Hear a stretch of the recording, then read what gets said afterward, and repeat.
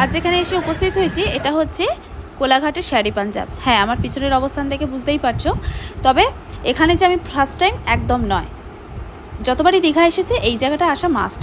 দীঘা থেকে ফেরার পথে ভাবলাম একটু মন্দারমণি ঘুরে যাব, কিন্তু রাস্তায় এত জ্যাম ছিল যে বেশিক্ষণ ওখানে স্টে করতে পারবো সেটা আমাদের আর কপালে জোটেনি।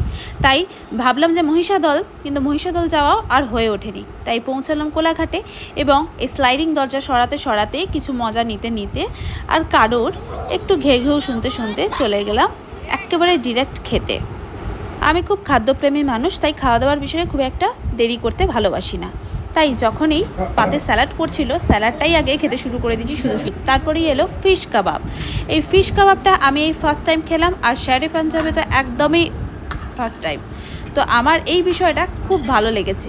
তোমরা কে কে ফিশ কাবাব পছন্দ করো আমাকে একটু জানাবে। এখানেই শেষ করতে না করতেই আবার একটা জিনিস চলে এলো, সেটা হচ্ছে চেরি পাইন অ্যাপেল। আহা, এইটার টেস্ট আমি কি বলবো। এই ডেকোরেশনটা যে এত সুন্দর ছিল সেটা আমি রেকর্ড করতে পারিনি, কারণ ওখানে আসার সঙ্গে সঙ্গেই আমরা ঘপা ঘপ সবাই মিলে তুলে নিয়েছি।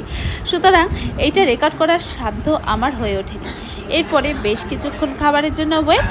আসলে এতক্ষণ জার্নি করার পর সকলেরই একটু খিদে পেয়ে গেছিলো। এখানে আমরা পুরো গ্রুপটা বসে আছি, আর আমার বর গালে হাত দিয়ে কী ভাবছে আমি জানি না, ভাবার চেষ্টাও করিনি। সঙ্গে সঙ্গেই আমাদের চলে এলো মিক্সড ফ্রাইড রাইস, আর তার সঙ্গে ছিল এই চিলি ফিশ। আহা, এই স্বাদ তো আমার এখনও জিভে লেগে আছে। এত অপূর্ব রান্না করে। আমার কোলাঘাটের এর আগে সমস্ত কিছু ট্রাই করেছি, কিন্তু চিলি ফিশ আমি কোনো দিন খাইনি। সত্যি কথা বলতে বিয়ে বাড়িতে গিয়েও আমি কোনো দিন খাই না, কিন্তু এখানে আমার প্রত্যেকটা আইটেম দুর্দান্ত লেগেছে। এমনকি যে মেয়ে ফিশ খায় না, মানে আমার মেয়ে তো ফিশ একদম ছোঁয় না, সেও খেয়েছে। তাই এদেরকার রান্না সত্যি খুব ভালো। এরপরে এসেছিলো এটা মাটন পোলাও, আর তার আগেই আমরা নিয়েছিলাম একটা চিংড়ি কাবাব। তবে ওটা রেকর্ড করা হয়নি। আর এটা ছিল মাটন কষা, একদম দুর্দান্ত স্বাদের। সত্যি কথা বলতে যারা যারা এই শাড়ি পাঞ্জাবে গেছে, আমি জানি না কেন, আমি গেলে তো আমার এই আইটেমটা ট্রাই করা মাস্ট, কারণ আমি মাটন পোলাও খেতে খুব ভালোবাসি। মাটন বিরিয়ানি থেকে খানিকটা ভিন্ন স্বাদের হলেও এটাও কিন্তু খেতে মন্দ নয়। আর সঙ্গে ছিল মাটন কষা। আহা, এটার সাথে খেতে তো কী অপূর্ব লাগছিল, আমি তো বলে বোঝাতে পারবো না। প্রথমে চামচ দিয়ে ঢং করে খাচ্ছিলাম ঠিকই, কিন্তু পরে আর হাতের থেকে ভালো অপশান আমি পেলাম না। তবে হ্যাঁ, আগে তো শুধুই খেতাম, এখন খাওয়া দাওয়ার পাশাপাশি রেকর্ড করা, এটা আর কম মুখের কথা বলো তো। তারপরেই চলে গেলাম ডিরেক্ট আইসক্রিম খেতে।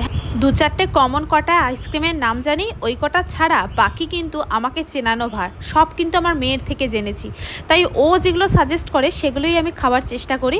কিন্তু ওর সাজেশন যে সবসময় আমি নিই, টিপিক্যাল পাতি বাঙালি বলতে যাকে বলা হয় সে হচ্ছে আমি। হ্যাঁ, কিছু কিছু জিনিস ট্রাই করার চেষ্টা করি। দিদি আনে মাঝে দুটো তিনটে আমি খাবো। এদিকে তিনজনের ফ্লেভার কি? এটা কি? এর মধ্যে চকলেট বেরিয়াম, স্প্রিংকলস আর আলমন্ড। তোরটায়?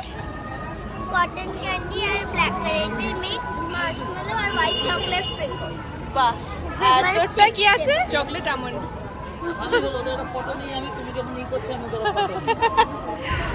তারপরে আর কি, মেয়ের আইসক্রিমের প্রতি একটু হ্যাংলামি করতে করতে পারি। ভিডিওটা ভালো লাগলে একটু ভালোবাসা দিও।